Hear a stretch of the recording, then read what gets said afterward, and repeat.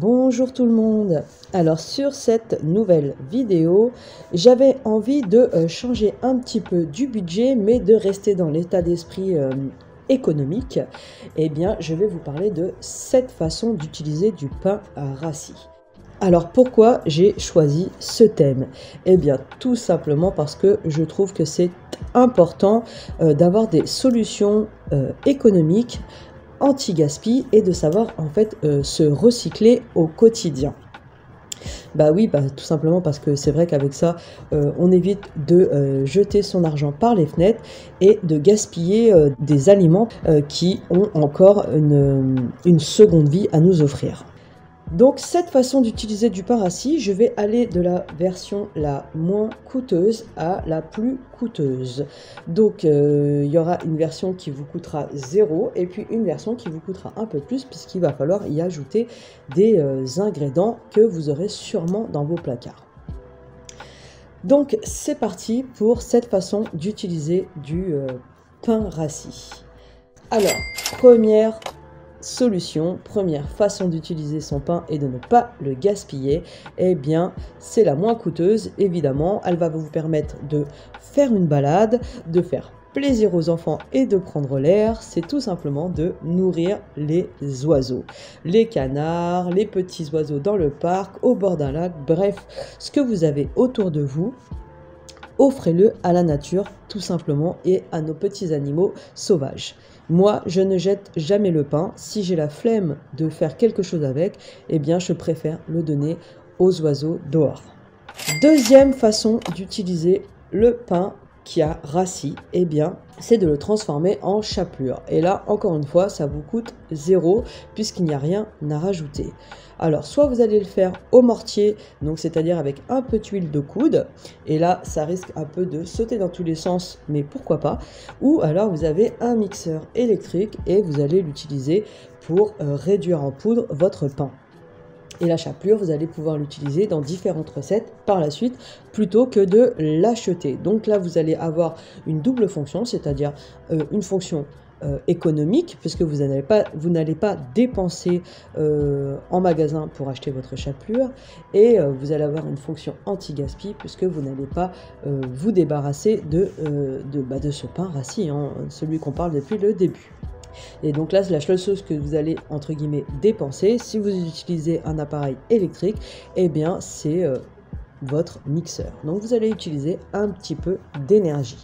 Troisième façon, qui ne coûte aussi pratiquement rien et qui nécessite très peu d'ingrédients, eh bien, c'est de cuisiner, en fait, des croûtons. Alors les croûtons, c'est cool, vous allez pouvoir les utiliser dans les soupes ou même dans les salades.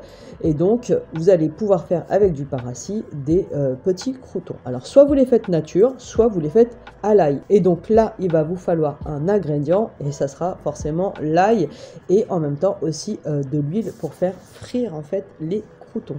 Et en plus de ça, vous allez utiliser votre gazinière ou votre four. Donc, toujours un petit peu d'énergie. Quatrième façon d'utiliser du pain rassis, il s'agit tout simplement de la traditionnelle recette du pain perdu.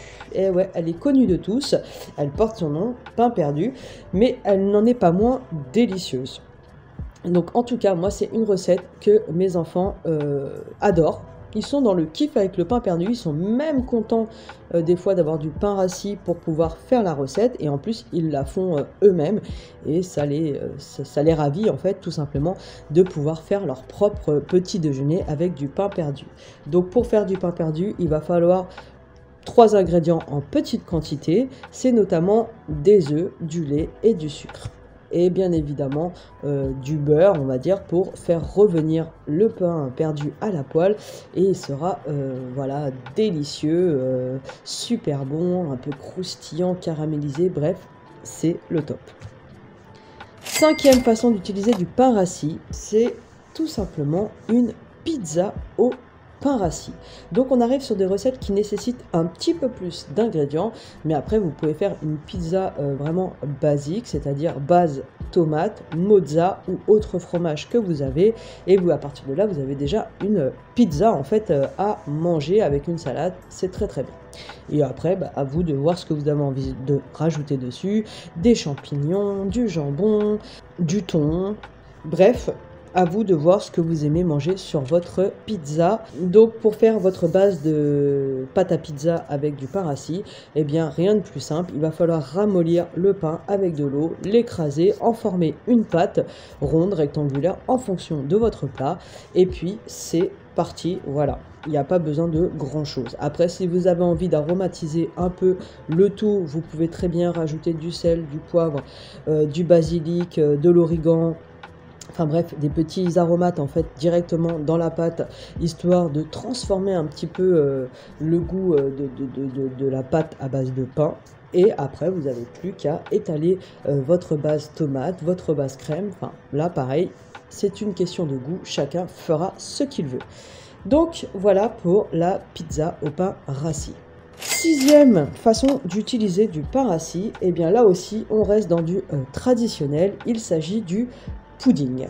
Alors le pudding, c'est vrai que tout le monde n'aime pas ça, peut-être mauvais souvenir de jeunesse, de mamie qui cuisinait du pudding ou maman, mais en tout cas moi j'en ai refait à quelques occasions et voilà, j'ai trouvé ça très bon, ça passait, pour le goûter c'est plutôt pas mal. Donc là il va vous falloir d'autres ingrédients aussi pour réaliser ce plat.